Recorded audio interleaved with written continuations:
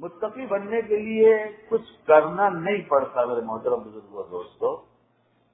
کتنے حج کریں گے تو متقی بنیں گے, کتنے عمرے کریں گے تو متقی بنیں گے, کتنے پارے تلاوت کریں گے تو متقی بنیں گے. متقی بننے کے لیے کچھ کرنا نہیں پڑتا. متقی بننے کے لیے کرنے والے غلط کام کو چھوڑ دینا پڑتا ہے.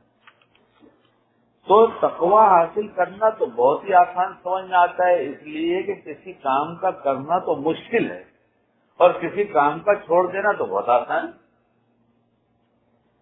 اس لیے پھر کیا کیا جائے کہ اپنے ان گناہوں کو جو بار بار ہم کرتے ہیں, جدھر ہماری بہت طبیعت چلتی ہے, پھر نشان زدہ وہ کیا جائے. آنکھ کا گناہ, زبان کا گناہ اور کوئی گناہ, حسن یہ بہت عام ہے. تو اب اس کو چھوڑنے کی ترتیب پوچھی جائے. کسی اللہ والے سے جو تعلق جوڑا جاتا ہے وہ اسی لیے جوڑا جاتا ہے کہ روح بیمار ہے, دل بیمار ہے, برائیوں کی طرف تیزی سے چلتا ہے, اسے چھوڑتا نہیں. تو اسے کیسے چھوڑا جائے اس کی وہ ترکیب بتاتے ہیں.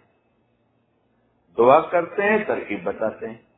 اور دستور دنیا یہ ہے کہ آدمی اگر بیمار ہو اور ڈاکٹر کے پاس جاتا ہے دوا لینے کے لیے اور پابندی کے ساتھ کھاتا ہے اور پرہیز کرتا ہے تو صحت ہو ہی جاتی ہے. اسی طرح بگڑے دل کو بھی صحت مند بنانے کے لیے کسی اللہ والے سے سب باتیں پوچھنی پڑتی ہیں, کیونکہ ہر لائن الگ الگ لائنوں کے ساتھ دنیا میں ہم جیتے ہیں. ہماری ضرورت کی ہر چیز, ہر فن کو ہم سیکھتے نہیں, بلکہ اس فن کے جاننے والوں کے پاس جا کر ہم اس سے نفع اٹھا لیتے ہیں. کپڑا روز پہنتے ہیں لیکن ہم اس کی کوشش نہیں کرتے کہ دھاگا ہم بنائیں گے, گرے ہم تیار کریں گے, کلر ہم کرائیں گے, کپڑے ہم کاٹیں گے, کپڑے ہم سیئیں گے, پھر کپڑے ہم پہنیں گے. ایسی کوئی کوشش نہیں کرتا. آدمی جس فیلڈ میں رہتا ہے اس میں رہتے ہوئے اپنی ضرورت کی چیزیں اس دنیا میں اس فن والوں سے لے لیتا ہے. ایسے ہی ہمارا بگڑا دل جو گناہوں کا عادی ہو چکا ہے, اس رمضان میں ہم گناہ چھوڑ دینا چاہتے ہیں اور دل ہمارا عادی ہو گیا, ہماری آنکھیں عادی ہو گئی ایسی غلط جگہ نگاہ ڈالنے کی, اور ہماری زبان عادی ہو گئی. تب کسی اللہ والے سے جا کر پوچھنا چاہیے کہ ہم نے طے کر لیا ہے چھوڑیں گے, لیکن کیسے چھوڑیں.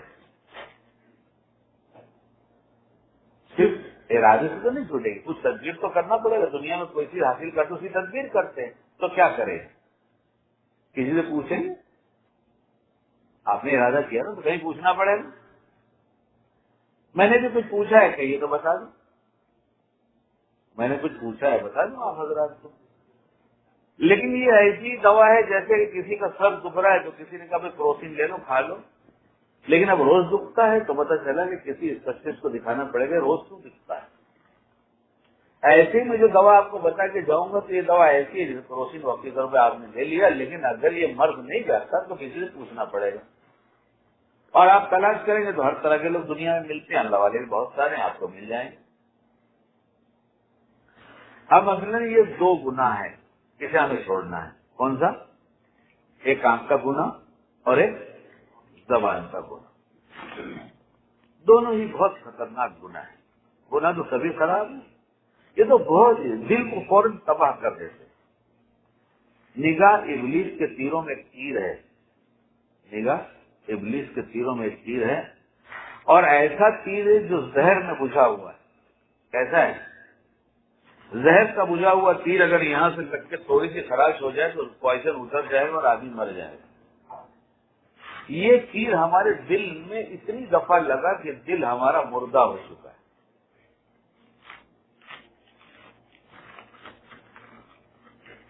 ہم جب اللہ کے گھر میں آتے ہیں نماز پڑھنے کے لیے تو ہمارا دل اس لیے نہیں ہوتا یہاں پر کہ گناہوں سے اتنا خراب اور ناپاک ہو چکا ہوتا ہے کہ اللہ پاک کہتے ہیں مسجد کے باہر کر, ظاہری طہارت انہیں حاصل کر لیا, پاکی تیرا جسم آنے سے دل کو باہر کر. اور اتنی اچھی دوا ہے یہ رمضان کے روزے, لیکن دل اتنا بگڑا ہے کہ یہ دوا اس پر کچھ بھی اثر نہیں کرتی, کیونکہ ہم نے صرف سوچا ہی نہیں کہ ہمیں کچھ کرنا ہے. آج یہ طے کر لیں کہ ہم اپنی نگاہوں کی حفاظت کریں گے اور یہ ابلیس کا تیر اپنے دل پہ لگنے نہیں دیں گے. اب اس کی تدبیر کیا ہو؟ یہ تو ارادہ ہو گیا، گھر سے جب نکلیں تو بالکل طے کر کے چلیں کہ ہم ضرورت کے لیے نگاہ اٹھائیں گے۔ اللہ نے اپنے پاک کلام میں مومنوں کو خطاب کر کے فرمایا، اے ایمان والو، اے ایمان والیو، دونوں کے لیے اپنی نگاہیں نیچی کر کے چلو۔